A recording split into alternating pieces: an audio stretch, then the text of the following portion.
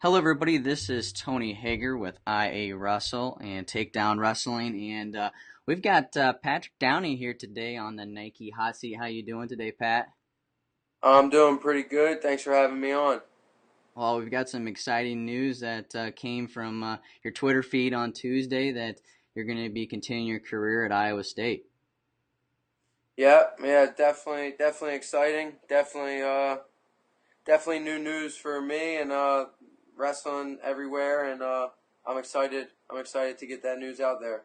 I mean, you've kind of been all over the place: Maryland, Nebraska, Iowa now, and how has this journey been for you? And are you finally feel like Iowa State's going to be the place that you're going to reach your dreams?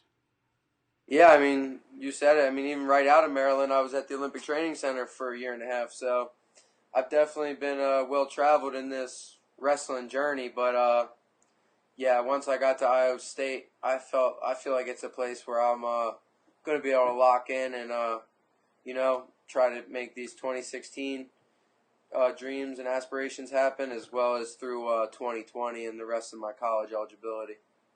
Well, this year you're able to pick up a national title, and the Tritons were able to pick up a national title. Eight All-Americans, making this the Tritons' eighth national team title. How great was it to be a part of that team and to basically a comeback, come from behind victors? Yeah, I mean, right after that, we accomplished that. I spoke with Jason Bryant pretty detailed about it, and just to go off that, I mean, it was awesome. I mean, like I said, a lot of people projected me individually to win a JUCO title.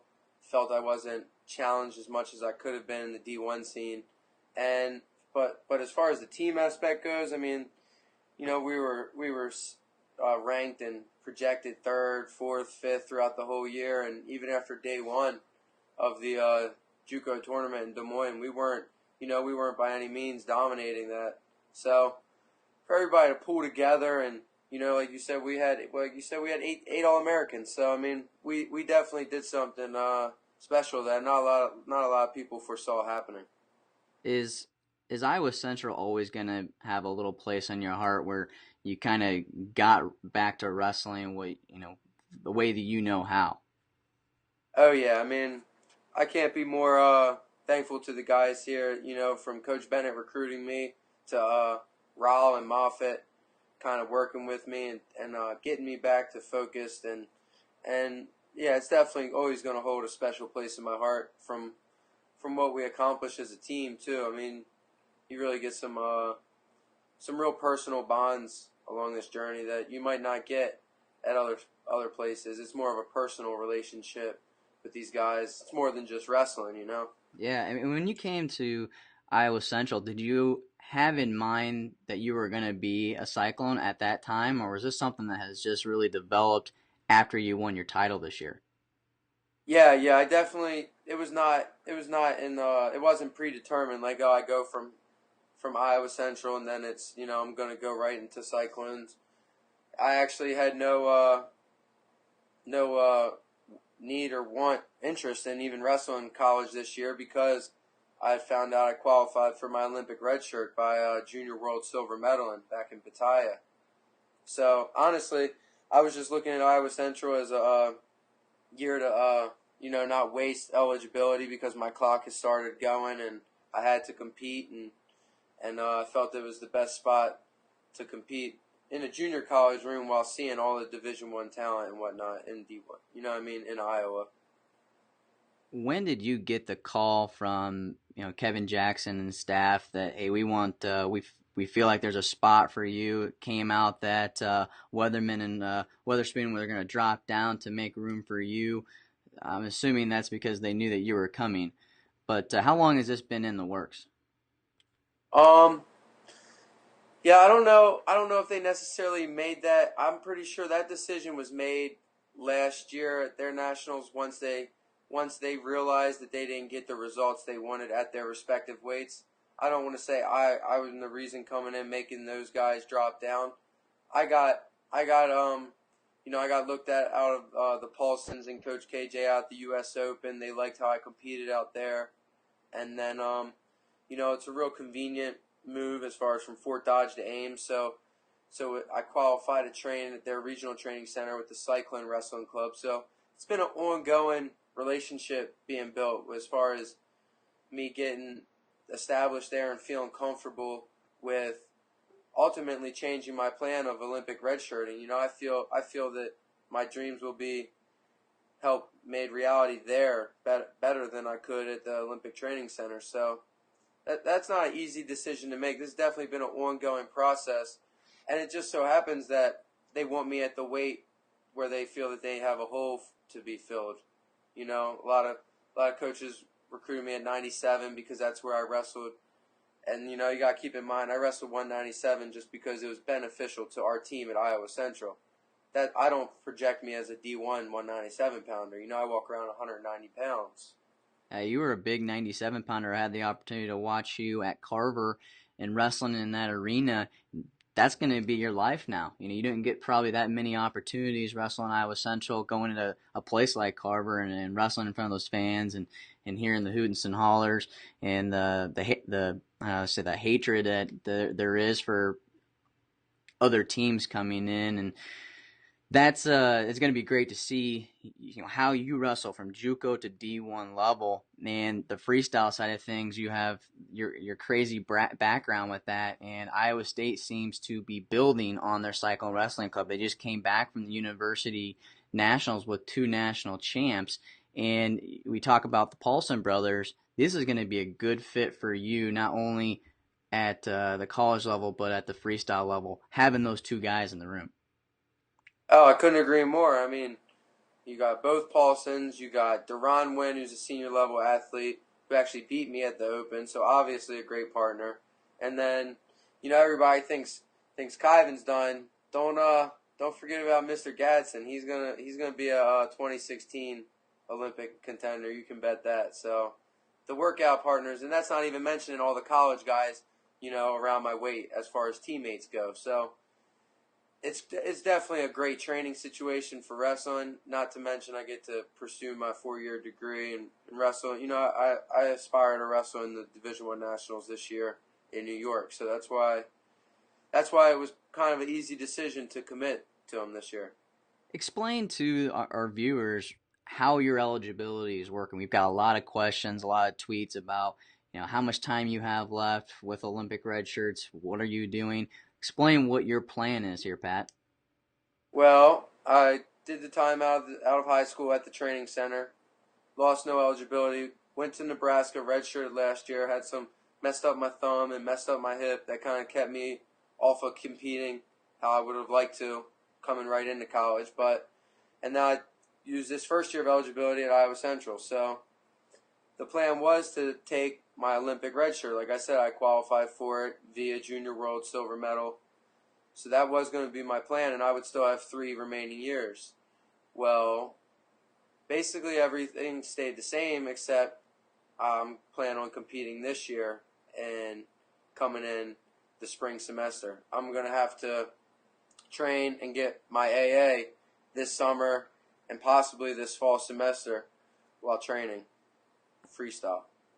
Well, at the D1 level, there's completely different competition from JUCO. And again, like I said, I got to watch you wrestle. How do you feel like your shape was at the JUCO level compared to what it's going to need to be at the D1 level? Yeah, there's no doubt about that. You got guys wrestling 7 full minutes. You're getting challenged in scrambles. There aren't as easy of scores. There's a lot of things that make D1 wrestling, the highest level of folk style wrestling it is. It's that for a reason. And my shape, I believe we were well trained at Iowa Central. I never really had to question my shape. We were doing 2-a-days. We were swimming. We were going on the long runs. Coach Moffitt wrestled at Iowa. He knows what it means to be in good shape. But there's definitely going to be that next level I hit by going to Iowa State. And I think in that training room, I don't foresee me having a problem transitioning from junior college to Division I college wrestling. But only time will tell. Yeah, I mean, it's kind of just looking back at your career, you've just kind of been taking those steps and peaking when you need to peak and getting better as a person and a wrestler. And I know the I just got off the phone with Garrett Kiley, and they've got lots of stuff planned for the Cyclone Wrestling Club to raise money to keep these coaches around and bring in people like yourself. And the Cyclone Wrestling, okay, there's been a lot of positive and negatives around the program, and fans have stayed around and some have gone. And the biggest thing they've said is, Iowa State hasn't been able to land that big recruit, that big guy. Do you feel like you're that guy to change around this program and contend for, a top 10 finish, top 5 finish at the national level next year? Um, that's a lot of that's a lot of hype and a lot of pressure, but coming, my dad and I have always tried to set our goals for the highest. I'm not coming in to try to All America. I'm coming in to try to be a national champion. That's my goal, and I know Coach KJ and the Paulsons, they have the same goal in mind for me. So I'm happy to be that guy for him at 184. I'm definitely that guy for him, but that alone isn't going to accomplish with what you said. Making a run at it, making a top 5 team. You gotta be thick through and through. You need 6, 7, 8 All Americans. I know it was a junior college, but you need to do something like we did at Iowa Central to really win a national title. And I think with my help at 184, I think we'll be putting the Cyclones in a position to do just that. We're talking here with Patrick Downey in the Nike hot seat. And switching back to your background in freestyle and how many points are scored at this level. And we just got done with the University Nationals, and the upper weights particularly just have so much more scoring in them than they do in folk style. With your freestyle style, would you like to see more of those rules or a way to gain more points at the folk style level? Oh yeah, I mean you hit it right on the head. It's all about scoring points and creating action and more wrestling. You gotta. I don't know if you necessarily need rule changes or if you need to, hit guys with stalling more, make them. Don't allow guys to back out and wrestle the edge. Freestyle's doing a great job of promoting wrestling, and if we're gonna keep the sport interesting for the fans and keep it as much fun as possible, you gotta have an attack style of wrestling, and that means not going out there to be scared of losing. I have a very like kind of a wild style, I guess you would say. I throw it all out there, and sometimes I'll get the big 4-point move, sometimes I'll give up 2 or 4, but regardless, I'm looking to score at all times, and I think that creates you as a better wrestler, and I think it's better for the fans and it's better for the sport. You got to have nobody wants to see guys just riding each other out and holding on the legs to try to win 1-1. We want to go out there like David Taylor and the Ed Ruths and just, Logan Steve are looking to attack, score, and dominate guys. And I think the sport's heading in the right direction. I think there's still a few things that could help change it, but I think that'll be taken care of.